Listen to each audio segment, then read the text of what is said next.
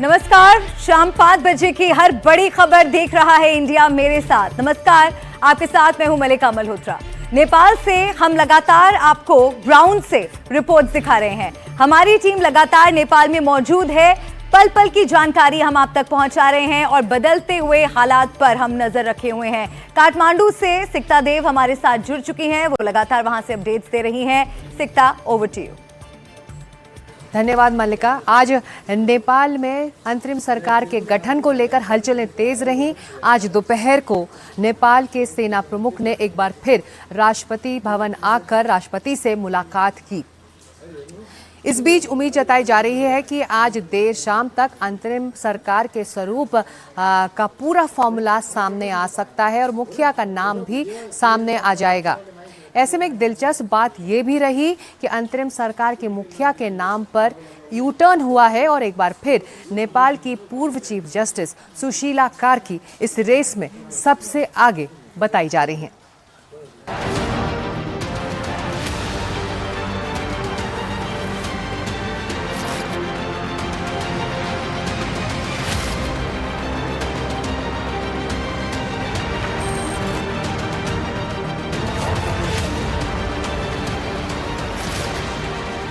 नेपाल में हालात फिलहाल सामान्य नहीं है, लेकिन राजनीतिक असमंजस बरकरार है। अगर सड़कों की बात करें तो कुछ इलाकों में कर्फ्यू को लेकर ढील दी गई है। सेना की चौकसी बरकरार है, लेकिन कर्फ्यू में राहत के चलते अब लोग घरों से निकल रहे हैं।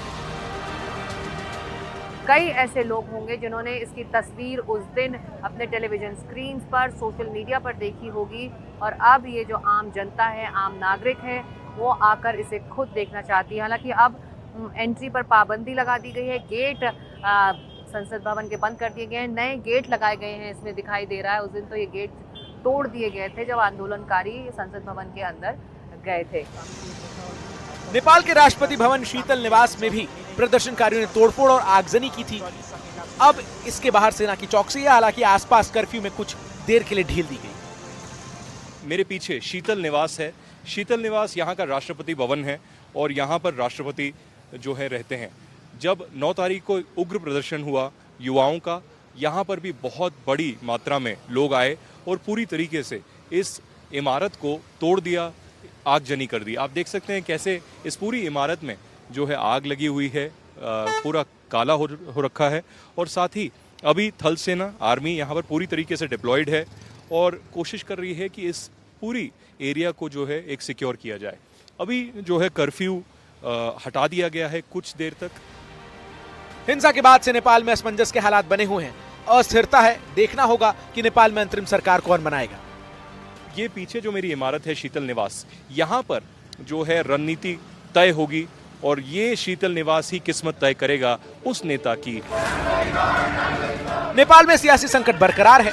जेन जी के प्रदर्शन के बाद नेपाल की कमान किसके हाथों में होगी, अब तक सस्पेंस से पर्दा नहीं हट पाया है। जेन जी के विरोध प्रदर्शन के बाद ओली की सरकार गिर गई है।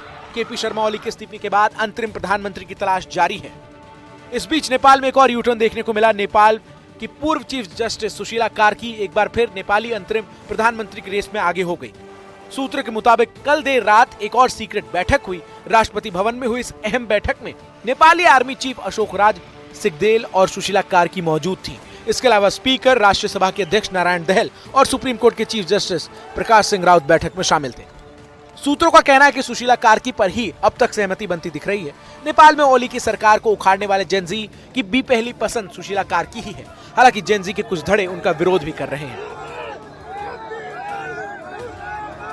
तमाम बैठकों के बाद उम्मीद की जा रही है कि आज अंतरिम प्रधानमंत्री के नाम का औपचारिक ऐलान हो जाएगा। नेपाल से एनडीटीवी के लिए ब्यूरो रिपोर्ट। सुशीला कार्की नेपाल की पहली महिला चीफ जस्टिस रहीं और अब संभवतः वो अंतरिम सरकार की पहली महिला प्रधानमंत्री भी बन जाएंगी। सुशीला कार्की का भारत से गहरा नाता रहा है। सुशीला कार्की का भारत से गहरा नाता। नेपाल में जिस सुशीला कार्की का नाम आज हर किसी की जुबान पर है, उनका भारत से गहरा नाता रहा है। बनारस हिंदू विश्वविद्यालय से उन्होंने 1975 में राजनीति विज्ञान में एमए की डिग्री हासिल की। भारत में बिताए समय ने उनकी सोच को प्रभावित किया। जाहिर है वो भारत के शैक्षिक और सांस्कृतिक माहौल से बाखूबी परिचित हैं। भारत में जीवन साथी से मुलाकात। सुशीला कार्की का विवाह दुर्गा प्रसाद सुवेदी से हुआ, जो बीएचयू में ही पढ़ाई के दौरान उनसे मिले थे। सुवेदु पंचायती राज के खिलाफ आंदोलन में सक्रिय थे और नेपाली कांग्रेस के एक प्रमुख युवा नेता थे। भारत के प्रति सकारात्मक दृष्टिकोण। हाल ही में एक इंटरव्यू में सुशीला कार्की ने भारत और नेपाल के बीच गहरे और पुराने रिश्तों की बात की। उन्होंने कहा कि दोनों देशों के बीच रिश्तेदारों और दोस्ती का जुड़ाव है और बीच बीच में छोटी मोटी खटपट के बावजूद संबंध मजबूत है। उन्होंने माना कि समय समय पर दोनों देशों के बीच छोटी मोटी असहमतियां या खटपट होती है, लेकिन ये दोनों देशों के मजबूत रिश्तों को प्रभावित नहीं करती। पीएम मोदी की प्रशंसा। सुशीला कार्की ने प्रधानमंत्री नरेंद्र मोदी की कार्यशैली की कई मौके पर तारीफ की है। पीएम मोदी को लेकर उन्होंने कहा कि उनके जहन में मोदी जी के लिए अच्छा इंप्रेशन है। नेपाल भारत के रिश्तों पर प्रभाव। सुशीला कार्की की बीएचयू की पूर्व छात्रा के रूप में पहचान और भारत के प्रति उनकी सकारात्मक सोच को नेपाल भारत संबंधों के लिए सकारात्मक माना जा रहा है, खासकर तब जब पूर्व प्रधानमंत्री केपी शर्मा ओली की सरकार का रुख चीन की ओर ज्यादा झुका हुआ माना जाता है। कूटनीति और संतुलित दृष्टिकोण। कार्की ने अपने बयानों में ये स्पष्ट किया है कि वो नेपाल के हितों को प्राथमिकता देती हैं, लेकिन भारत के साथ अच्छे संबंधों को भी जरूरी मानती हैं। सुशीला कार्की का भारत के प्रति नजरिया सकारात्मक, सम्मानजनक और मैत्रीपूर्ण है, जो आने वाले वक्त में नेपाल भारत रिश्तों को और मजबूती देगा। Bureau report, NDTV India. Nepal में मची अराजकता का दर्द दिल्ली से सटे गाजियाबाद के एक परिवार को भी झेलना पड़ रहा है। प्रदर्शन के दौरान उस परिवार की एक महिला यहाँ के एक होटल में रह रही थी और जब उस होटल को आग लगा दी गई तो रेस्क्यू ऑपरेशन के दौरान वो चौथी मंजिल से गिर गई, जिसके बाद उनकी मौत हो गई।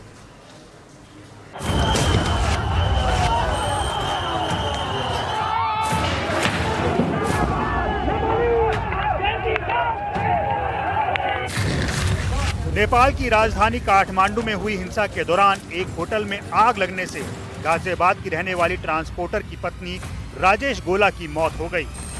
ट्रांसपोर्टर रामवीर सिंह गोला अपनी पत्नी राजेश गोला के साथ पशुपति मंदिर के दर्शन के लिए नेपाल गए थे, लेकिन उनकी ये यात्रा परिवार के लिए दुखों का पहाड़ लेकर आई। 7 तारीख को गए थे और 9 तारीख को हादसा हुआ है, जिसमें मेरे माताजी एक्सपायर हो गए। वो बाय रोड आ रहे हैं और हमें कोई भी एम्बेसी से कोई मदद नहीं मिली थी। वो भी हमारी जानकारी के थ्रू गृह मंत्रालय से किसी से संपर्क में निकले थे, उन्होंने मदद करवाई है, जो वो वापसी आ रहे हैं। ऊपर से गिरी थी मगर पर्दे के थ्रू निकलवाए थे, क्योंकि पूरे उसमें होटल में आग लग गई थी, धुआं था। तो उन्होंने, मेरे पापा ने शीशा तोड़ के मतलब कि जैसे नीचे लटका के उसके बाद उठी हैं। मगर आर्मी वाले उनको साथ, मम्मी पापा को एक साथ नहीं ले गए। वो कहने लगे अलग अलग जाना, तो मम्मी पहले चली गई और पापा पीछे से गए। उस कारण उनको या तो सदमा लग गया, अकेलापन, और फर्स्ट एड भी नहीं मिला, इस कारण वो एक्सपायर हो गए। दरअसल राजेश गोला अपने पति के साथ काठमांडू के हयात होटल में रुकी हुई थी। 9 सितंबर को प्रदर्शनकारियों ने इस होटल में आग लगा दी। होटल में आगजनी की जानकारी मिलने के बाद मौके पर पहुंची सेना ने रस्सियों के सहारे पर्यटकों को बाहर निकाला। इसी दौरान जान बचाने के लिए रस्सी के सहारे उतर रही राजेश गोला का हाथ छूट गया और वो नीचे गिर गईं, जिससे उनकी मौत हो गई।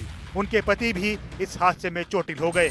घटना की जानकारी मिलने के बाद दंपति के गाजियाबाद स्थित घर पर परिजनों और रिश्तेदारों की भीड़ उमड़ी हुई है। परिवार पर दुखों का पहाड़ टूट पड़ा है और सबकी निगाहें नेपाल से शव के लौटने पर टिकी हैं। गाजियाबाद के परिवार ने अब काठमांडू स्थित भारतीय दूतावास से संपर्क कर राजेश का शव वापस लाने में मदद मांगी है। Bureau report, NDTV India. Nepal के विरोध प्रदर्शन और अब राजनीतिक उथल-पुथल का फायदा सबसे ज्यादा जेलों में बंद कैदियों ने उठाया है। बताया जा रहा है कि जेलों में बंद करीब 14,000 से 15,000 कैदी फरार हो चुके हैं और अब भी कई गिरफ्त से बाहर हैं। ये भी खबर आ रही है कि ये कैदी भारत सीमा से घुसपैठ की कोशिश कर सकते हैं, इसीलिए सीमा पर हाई अलर्ट है।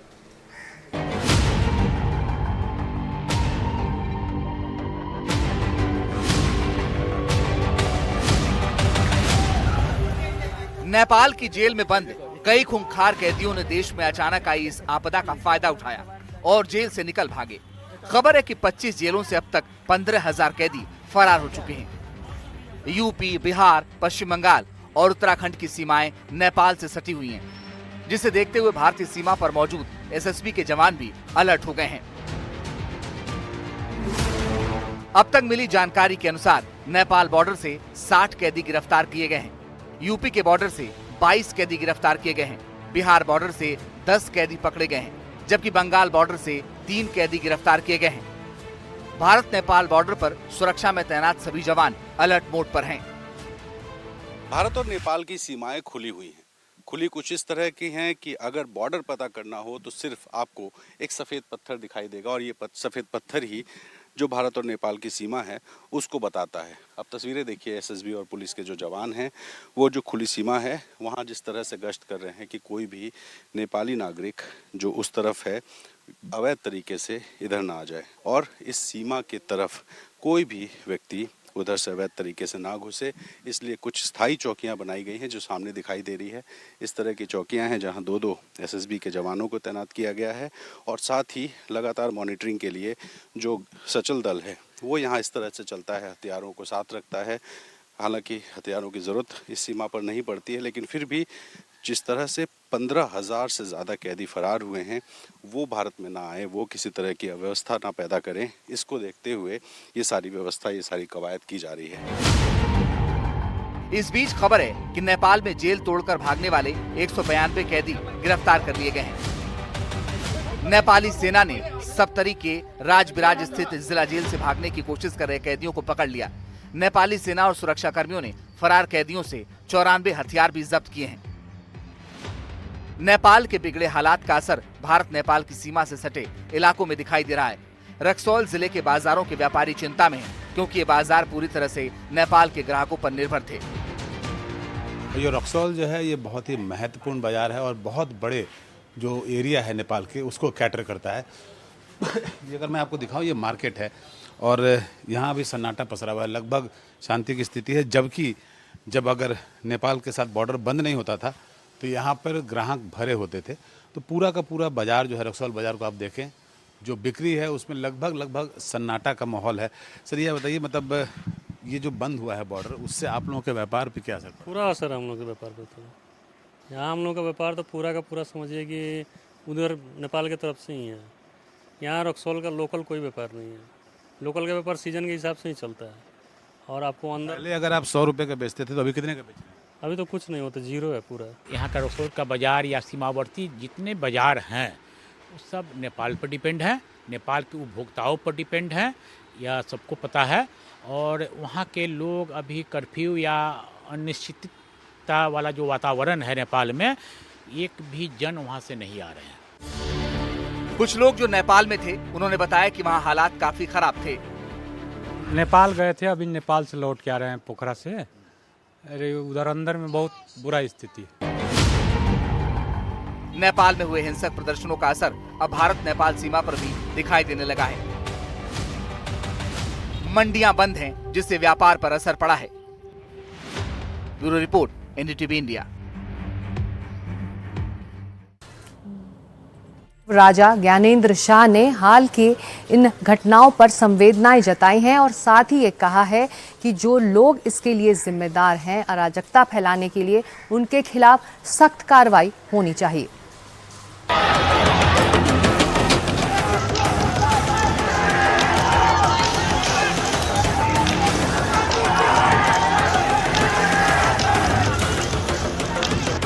नेपाल की रॉयल फैमिली के आधिकारिक इंस्टाग्राम अकाउंट से पूर्व राजा ज्ञानेंद्र शाह ने नेपाल में हुई हिंसा को लेकर पहली बार बयान जारी किया।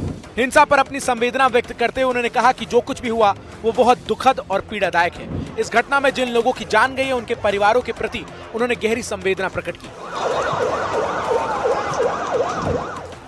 ज्ञानेंद्र शाह ने स्पष्ट शब्दों में कहा कि इस घटना के लिए जो लोग जिम्मेदार हैं उनके खिलाफ कानून के मुताबिक सख्त कार्रवाई होनी चाहिए और किसी भी दोषी को बख्शा नहीं जाना चाहिए। केही दिन अघि जनप्रदर्शनमा जुन प्रकारको हिंसा, आगजनी, तोडफोड भयो, त्यसबाट जस प्रकार को मानवीय एवं भौतिक क्षति भयो त्यो सुन्दा हामीलाई अत्यन्तै दुःख लाग्यो। नागरिक स्वतन्त्रता भन्दा ठुलो तन्त्रवाद हुँदैन। वास्तविक प्रजातन्त्र त्यहाँ हुन्छ जहाँ राम्रो नराम्रो जनगुनासो वा गुणगान सुन्ने परम्परा र संस्कार हुन्छ। नेपाली जनतामा देश र भविष्यलाई लिएर जुन खालको जागरुकता पैदा भएको छ त्यसलाई हामीले सकारात्मक रूपमा लिएका छौं। अपने संदेश में उन्होंने जेन जी के साहस और योगदान को भी याद किया। उन्होंने कहा कि जेन जी ने अन्याय और भ्रष्टाचार के खिलाफ जिस हिम्मत से आवाज उठाई वो सराहनीय है और देश को उनके प्रयासों के लिए हमेशा सम्मान देना चाहिए। पूर्व राजा ने युवाओं को प्रेरित करते हुए कहा कि अगर जननी को पाना चाहते हो तो नेपाल को खोजना होगा। दरअसल 2000 के दशक में माओवादी विद्रोहियों ने नेपाल में 17,000 लोगों की जान ली, जिसके नतीजे में 2008 में नेपाल में राजशाही को खत्म कर दिया गया। लेकिन इसके बाद बने गणराज्य में पिछले 17 साल में 13 सरकारें बदल चुकी हैं। अस्थिर सरकार, भ्रष्टाचार जैसे मुद्दों पर जनता निराश है, जिसकी वजह से नेपाल के एक वर्ग ने फिर से राजशाही की वापसी को लेकर अपनी आवाज बुलंद कर दी है। नेपाल में जारी राजनीतिक संकट के बीच हालात को पटरी पर लाने की जिम्मेदारी अब सेना के हाथों में है। ऐसे में जब सेना प्रमुख ने लोगों को संबोधित किया तो उनके पीछे लगी एक तस्वीर ने अटकलों के बाजार को गर्म कर दिया। आर्मी चीफ के बयान के वक्त उनके पीछे पूर्व राजा पृथ्वी नारायण शाह की तस्वीर लगी हुई थी। दरअसल नेपाल आर्मी की पहचान ही पृथ्वी नारायण शाह से जुड़ी हुई है। उन्हें आधुनिक नेपाल का संस्थापक माना जाता है। नेपाल आर्मी का वर्तमान ढांचा भी उन्होंने तैयार किया था। आज भी नेपाल के कई सैन्य संस्था, अस्पताल और बैरक उनके नाम से चलते हैं। राजनीतिक असमंजस के बीच नेपाल के पूर्व राजा ज्ञानेंद्र शाह का ये संदेश नेपाल में मौजूदा हालात और जनता के बीच बढ़ते असंतोष को देखते हुए एक बड़ा बयान माना जा रहा है। Bureau report, NDTV India. Kathmandu से इस लाइव कवरेज में फिलहाल इतना ही, लेकिन पल पल की पूरी जानकारी और हमारी ग्राउंड रिपोर्ट्स आप तक पहुंचती रहेंगी। फिलहाल नमस्कार और बाकी खबरों के लिए चलते हैं सीधे मल्लिका के पास। शुक्रिया सिकता। और आइए देख रहा है इंडिया में आगे बढ़ते हैं, अगली खबर का रुख करेंगे और बड़ी खबर आपको इस वक्त बता दें। अखिलेश यादव ने नेपाल में हुए तख्ता पलट का जिक्र करते हुए बीजेपी और चुनाव आयोग पर तीखा हमला बोला है। उन्होंने कहा कि वोट की चोरी होगी तो पड़ोसी देश की तरह यूपी की जनता भी सड़क पर दिखाई देगी। अखिलेश यादव ने कहा कि निष्पक्ष चुनाव कराना चुनाव आयोग की जिम्मेदारी है। उम्मीद है कि चुनाव आयोग बीजेपी का जुगाड़ आयोग नहीं बनेगा। वोट चोरी होगी तो यहां भी यही हो सकता है। आइए सुनते हैं क्या कहा अखिलेश यादव ने। चुनाव में एक व्यक्ति पकड़ा गया था, वो एक मंत्री का साथी था। 5,000 लोग आए हुए थे अयोध्या के चुनाव में। सोचिए आप, बाहर से लाए गए थे, अमेठी से, तिरोई से, वहां से गए थे लोग। जो पकड़ा गया था व्यक्ति वो खुद स्वीकार कर रहा था कि वो मंत्री से फोन मिलाई है। पुलिस का इंस्पेक्टर होशियार था, उसने बस फोन को काट दिया, लेकिन सच्चाई उसी से में खुल जाती। नहीं, मीडिया में बोला था सर, उसने नाम लिया था। नहीं, मीडिया में बोला था, लेकिन इंस्पेक्टर बड़े होशियारी से बचाव करके ले गया। तो ये डकैती हो रही वोट की। जो बात मैं कहना चाहता हूं, इसी तरह की वोट की डकैती होगी तो हो सकता है जो आसपास के देशों में जनता सड़कों पे दिखाई दी, हो सकता है जनता भी सड़क पर दिखाई दे। बढ़ेंगे आगे और अब खबर सिक्किम के यांगथांग से, जहां भयानक भूस्खलन हुआ है। इस हादसे में 4 लोगों की मौत हो गई है और 3 लोग लापता बताए जा रहे हैं। पुलिस, एसएसबी और स्थानीय लोगों की मदद से बचाव अभियान चलाया जा रहा है। ये डरावनी तस्वीरें सिक्किम के थांगथांग की हैं। यहाँ भारी लैंडस्लाइड के बाद ऐसे हालात हुए हैं। पानी का बहाव देखिए। कुदरत के इस कहर में 4 लोगों की मौत हुई है और 3 लोग लापता हैं। रस्सी के सहारे लोगों को इस पानी के बहाव से निकालने की कोशिश की जा रही है। थांग थांग के ऊपरी रिम्बी में हुए लैंडस्लाइड के बाद लोगों की तलाश के लिए रेस्क्यू ऑपरेशन जारी है। पुलिस, एसएसबी के जवानों और स्थानीय ग्रामीणों ने 2 घायल महिलाओं को बचाया। बचाव दल ने पीड़ितों तक पहुंचने के लिए ह्यूम नदी पर पेड़ों से एक अस्थायी पुल बनाया। घायल महिलाओं को तुरंत जिला अस्पताल ले जाया गया। अस्पताल में एक महिला ने दम तोड़ दिया। इस बीच इस लैंडस्लाइड में दबी एक 7 साल की बच्ची को जिंदा निकाला गया। ये किसी चमत्कार से कम नहीं था। फिलहाल लापता लोगों की तलाश जारी है। अधिकारियों ने संवेदनशील इलाकों के निवासियों से सतर्क रहने का आग्रह किया है। सिक्किम के कई इलाकों में अभी बारिश जारी है। Bureau report, NDTV India.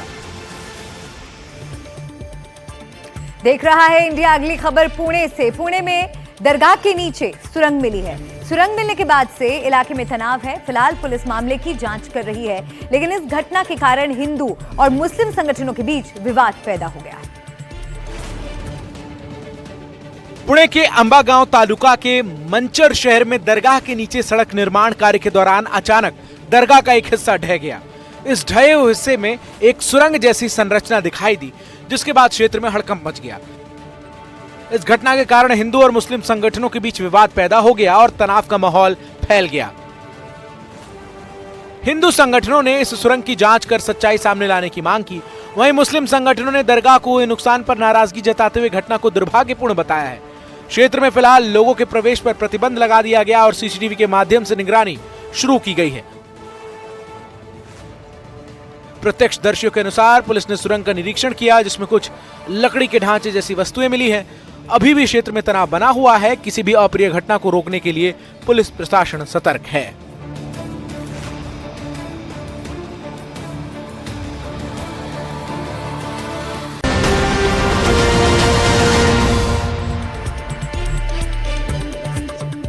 देख रहा है इंडिया में आपका स्वागत है और आइए खबरों में बढ़ते हैं आगे। देश के 5 राज्यों से गिरफ्तार किए गए आईएसआईएस स्लीपर मॉड्यूल से जुड़े 5 आतंकियों से पुलिस पूछताछ कर रही है और इस पूछताछ में नए खुलासे सामने आ रहे हैं। कैसे ये आतंकी केमिकल बम और आईईडी धमाकों से दहशत फैलाने की साजिश रच रहे थे, कैसे टारगेट किलिंग की तैयारी कर रहे थे। देखिए ये एक्सक्लूसिव रिपोर्ट।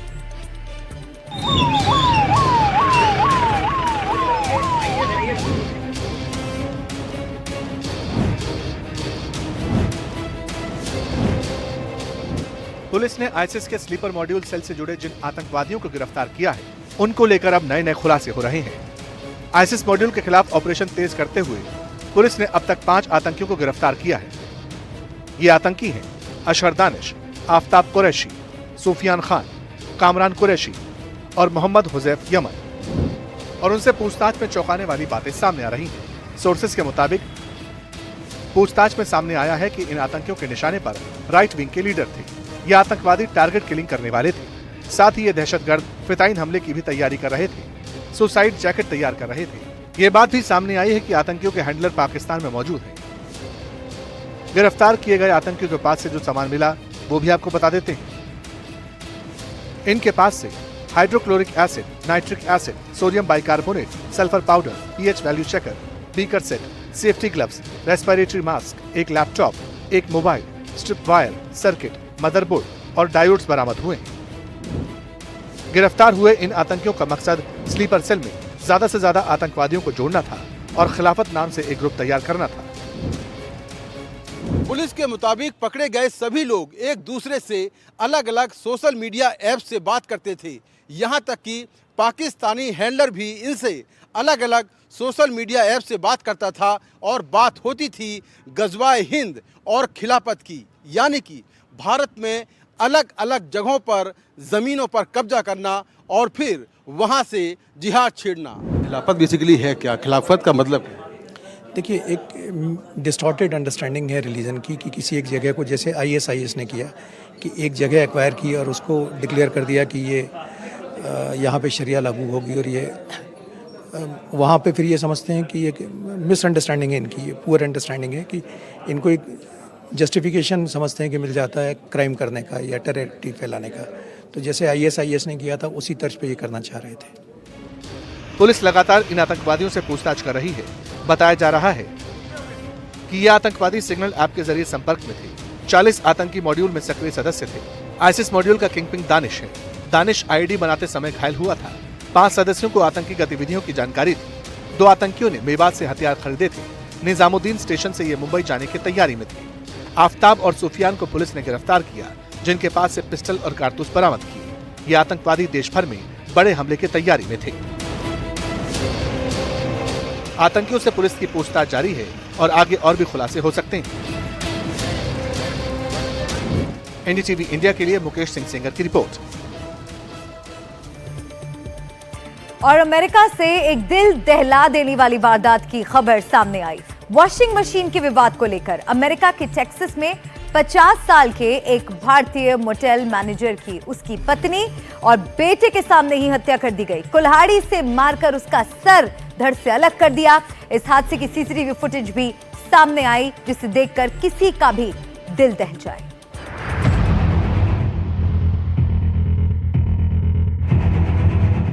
अमेरिका में भारतीय मूल के व्यक्ति से बर्बरता। वो जान बचाकर भागता रहा। पत्नी बेटे के सामने काट दी गर्दन। पार्किंग में लुढ़कता रहा कटा सिर। अमेरिका में हिंसा की खबरें रुकने का नाम नहीं ले रही हैं। अब दिल दहला देने वाली तस्वीर टेक्सास से आई है।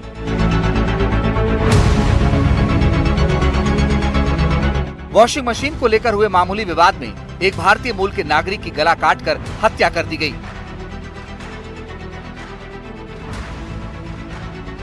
सीसीटीवी में साफ दिख रहा है कि कैसे ये शख्स जान बचाकर भाग रहा है, लेकिन हत्यारा हाथों में कुल्हाड़ी लिए उसके पीछे भाग रहा है।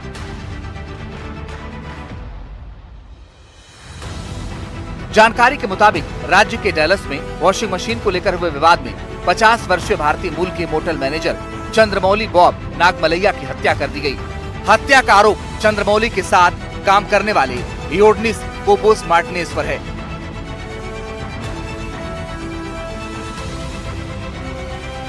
कुल्हाड़ी से वार पर वार हमला इतना खतरनाक कि भारतीय मूल के चंद्रमौली का कटा सिर पार्किंग में लुढ़कता रहा। सबसे दर्दनाक बात यह रही कि जिस वक्त योडनिस इस हत्या को अंजाम दे रहा था, उस वक्त पीड़ित की पत्नी और बेटा वहीं मौजूद थे। नागमलैया की पत्नी और बेटे ने कोबोस मार्टिनेज को रोकने की कोशिश की, लेकिन उसने उन्हें धक्का दे दिया। उसके बाद उसने धारदार हथियार से नागमलैया का सिर काट दिया और फिर उस पर लात मारी। सनकी हत्यारा यही नहीं रुका, नागमलैया के कटे सिर को उसने कूड़ेदान में डाल दिया। हत्या के आरोप में आपराधिक रिकॉर्ड वाले सहकर्मी को गिरफ्तार कर लिया गया है। ये पहली बार नहीं है, अमेरिका में पहले भी भारतीयों पर हमले हो चुके हैं। मार्च 2025 में फ्लोरिडा के एक अस्पताल में भारतीय मूल की नर्स लीलम्मा लाल पर हमला हुआ, जिसमें हमलावर ने नस्लीय टिप्पणियां की थी। इसके अलावा 2023 में सैन फ्रांसिस्को में भारतीय वाणिज्य दूतावास पर खालिस्तान समर्थकों द्वारा हमले की घटनाएं दर्ज की गई थी। एनडीटीवी के लिए ब्यूरो रिपोर्ट। खबर दिल्ली से है। दिल्ली के रोहिणी इलाके से एक हैरान करने वाला मामला सामने आया। यहां 10 से 12 लड़कियों के एक ग्रुप ने अपनी क्लासमेट पर ब्लेड से हमला कर दिया। पुलिस का कहना है कि आपसी झगड़े का मामला है, लेकिन पीड़ित बच्ची बुरी तरह से घायल हो गई।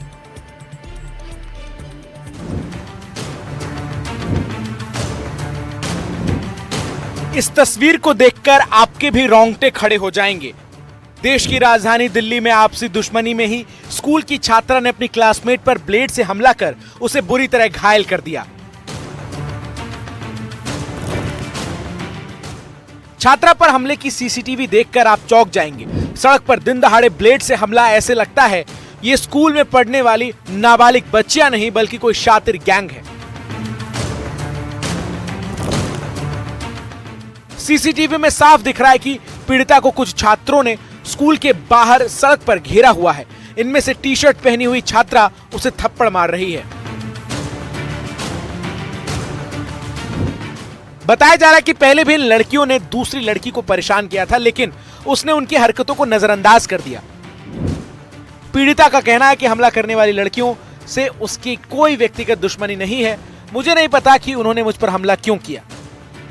दरअसल 9 अगस्त को रोहिणी के अमन विहार इलाके में स्कूल से घर लौट रही 15 वर्षीय छात्रा पर उसकी क्लासमेट और बाहरी लड़कियों के एक ग्रुप ने जानलेवा हमला किया। पीड़िता के चेहरे और कमर पर ब्लेड से वार किया, जिसके चलते उसे अस्पताल में भर्ती कराया गया। डॉक्टर ने उसे 50 से अधिक टाँके लगाए। पीड़िता बच्ची के चाचा ने बताया कि ब्लेड से हमले के बाद पीड़िता चेहरे पर रुमाल लगाकर घर पहुंची। उसके चेहरे और कमर के पास से काफी खून बह रहा था। परिवार छात्रा को लेकर तुरंत रोहिणी के अंबेडकर अस्पताल पहुंचा, जहां इलाज के बाद उसे छुट्टी दे दी गई। शिकायत के बाद पुलिस ने घर आकर बच्ची का बयान दर्ज किया और आरोपियों के खिलाफ सख्त कार्रवाई का भरोसा दिया है। Bureau report, NDTV India. और इस वक्त की एक बड़ी खबर, नोएडा के स्कूल में छात्रों के 2 गुटों में मारपीट। सेक्टर 82 में बीच सड़क बस टर्मिनल पर मारपीट हुई। मौके से पिटाई के बाद फरार हुआ छात्रों का एक गुट। मारपीट के दौरान एक बाइक पर 4 छात्र सवार होकर वहां से भाग निकले। सेक्टर 82 में बीच सड़क बस स्टॉप पर यह मारपीट हुई। 2 गुटों के बीच जमकर देखिए किस तरह से यहां पर मारपीट हो रही है। सेक्टर 82 में बीच सड़क पर बस टर्मिनल पर यह मारपीट की गई। मौके से पिटाई के बाद छात्रों का एक गुट वहां से फरार हो गया। देखिए इनके फरार होते हुए भी ये तस्वीरें सामने आ गई हैं। मारपीट के दौरान एक बाइक पर 4 छात्र सवार होकर वहां से भाग निकले।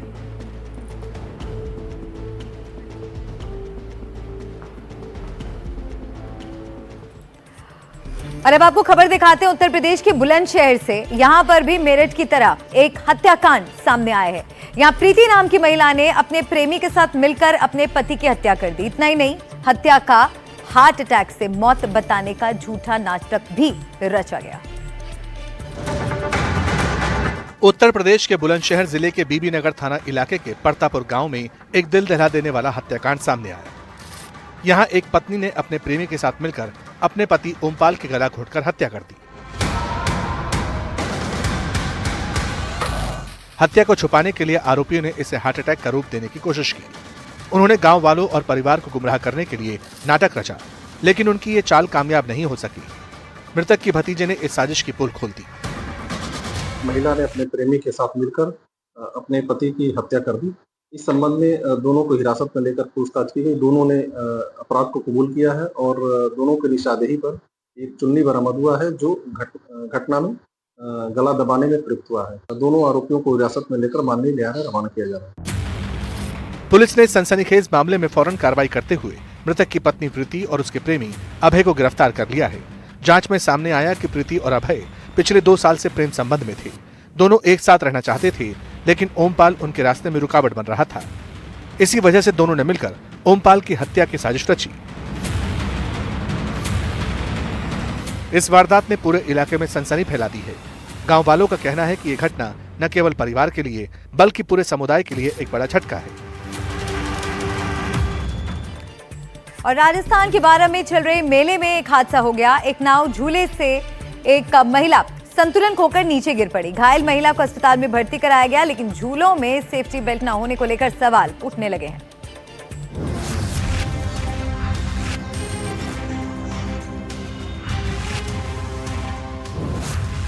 ये तस्वीरें राजस्थान के बारा की। यहाँ एक मेला चल रहा था, लोगों का हुजूम जमा था, तभी एक महिला चलते झूले से नीचे गिरी।